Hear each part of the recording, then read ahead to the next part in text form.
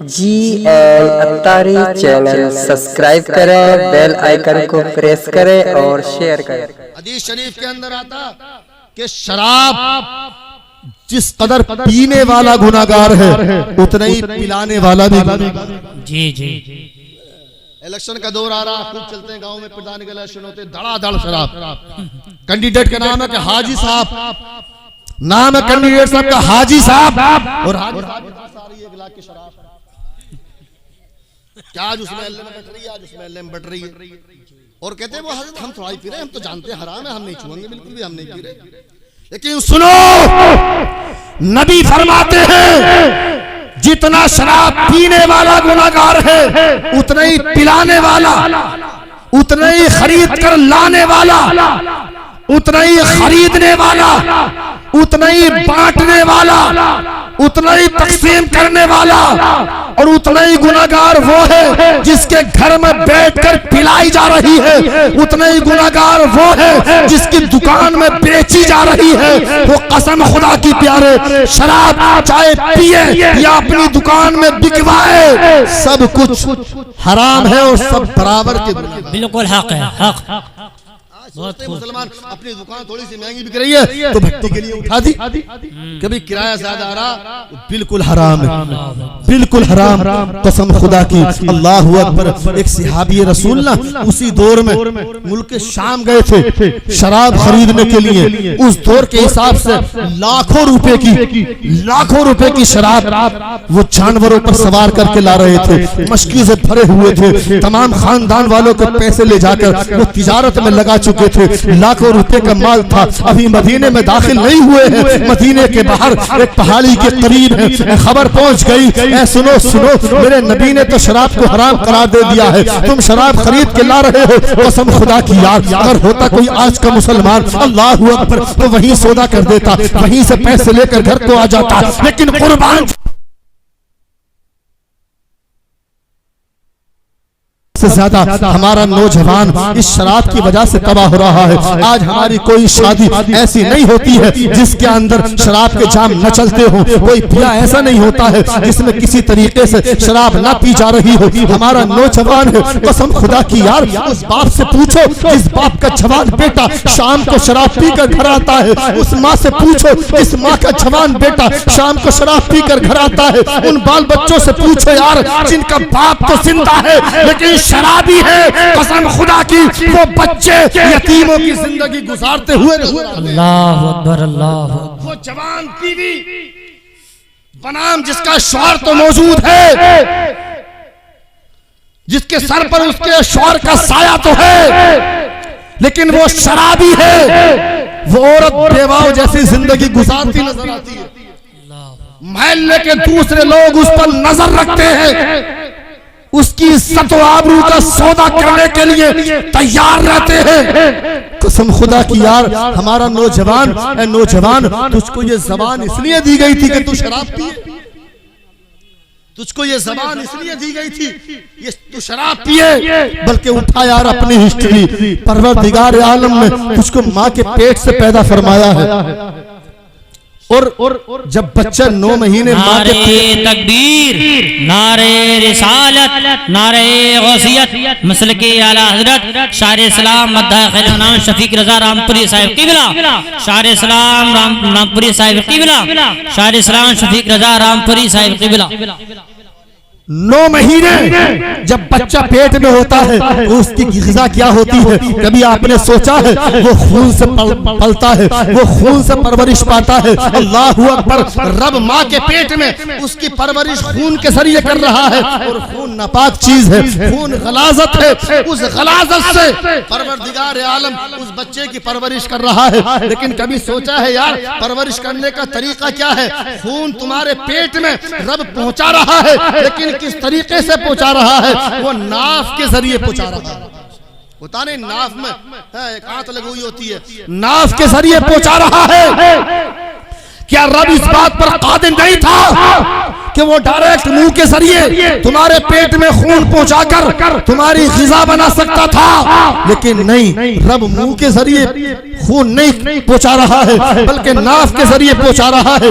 गोया कि ये तुम्हें पैगाम दे रहा है कि मेरे बंदे सुन, मैंने ये ज़बान तुझको इसलिए नहीं दी है कि तू इसको नजासत से आलूदा कर, मैंने ये ज़बान तुझको इसलिए नहीं दी है कि तू इसमें नापाक चीज डाल। सुन ले, मैंने 9 महीने तेरी ज़बान को पाक रखा है, अब दुनिया में ये तेरी जिम्मेदारी है कि तू अपनी ज़बान को हराम चीजों से बचा। वाह, बहुत खूब। नारे तकबीर, नारे रिसालत, नारे गौसियत, मसलके आला हजरत मुफ्ती मोहम्मद मुजफ्फर साहिब क़िबला।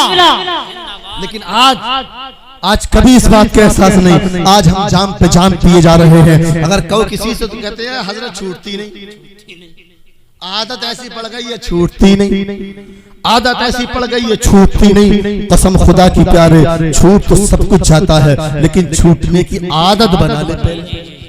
जैसे पीने की आदत डाली है, अगर उसी तरीके से छोड़ने का भी अहद कर लिया तो कसम खुदा की एक लम्हे में छूट जाएगी, एक लम्हे में छूट जाएगी। अल्लाह अकबर, तारीख उठाओ यार, यही जमाना है। मेरे नबी दुनिया से तशरीफ ले गए, फारूक आजम अमीरुल मोमिनीन है। शराब तो लोगों ने छोड़ दी है, लेकिन कभी कभी कोई ऐसा है जो शैतान के बहकावे में आ जाता है, भूल जाता है। मेरे फारूक आजम है, रात में मदीने की गलियों में निकलते हैं, रात में गश्त करते हैं, देखते हैं यार कहीं कोई मेरी रियाया में परेशान तो नहीं है। बात आ गई है, बता दूं, ये भी इस्लाह मुआशरा है। बहुत से बैठे होंगे यहाँ पर जो नेता बनना चाहते हैं, बहुत से बैठे होंगे यहाँ पर जो अपने मोहल्ले के जिम्मेदार बनना चाहते हैं। बेशक जिम्मेदार बनो, ओहदों की तमन्ना रखो, लेकिन कसम खुदा की दुनियादार जिम्मेदार और नेताओं की तरह नहीं, बल्कि तारीख उठाओ फारूक आजम की। वाह वाह वाह, बहुत खूब। वो भी नेता थे, वो भी हाकिम थे, लेकिन आज का हमारा हाकिम ये है कि जब तक ओहदा नहीं मिलता है हर एक की चौखट पर माथा रगड़ता है, और जब ओहदा मिल जाता है तो अपनी चौखट पर किसी को कदम रखने की इजाजत तक नहीं देता कि बाहर खड़े रहो, मिंबर साहब सो रहे हैं, बाहर खड़े रहो, चेयरमैन साहब लखनऊ गए, अब तुझे टाइम नहीं है। फारूक आजम का ये दस्तूर था कि अगर किसी को कहीं का खलीफा बनाकर भेजते और शिकायत मिल जाती तो फारूक आजम उसको खिलाफत से बुलवा लेते, माजूल कर देते। यहां तक कि एक जगह किसी को खलीफा बनाकर भेजा, वहां से शिकायत आई कि हजरत उन्होंने अपने दरबार में दरवाजा लगा लिया है और कभी कभी हम जाते हैं तो दरवाजा बंद मिलता है, कभी कभी रोज नहीं, कभी कभी दरवाजा बंद मिलता है। तो फारूक आजम ने कहा चाहो बगैर पूछे उस दरवाजे को आग लगा दो।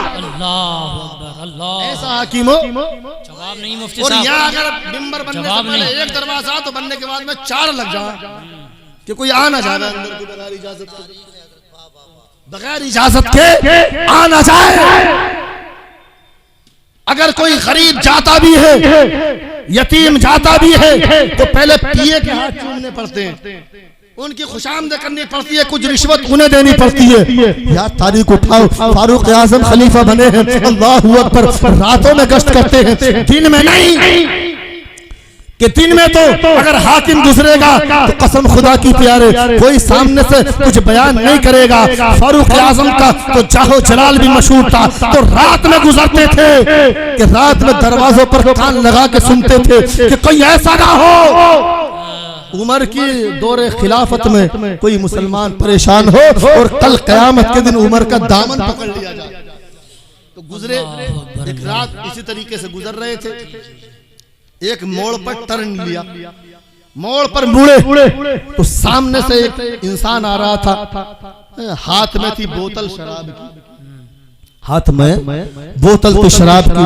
जैसे ही हजरत फारूक आजम सामने आए फौरन बगल में बोतल दबा ली, जुब्बे के अंदर बगल में बोतल दबा ली।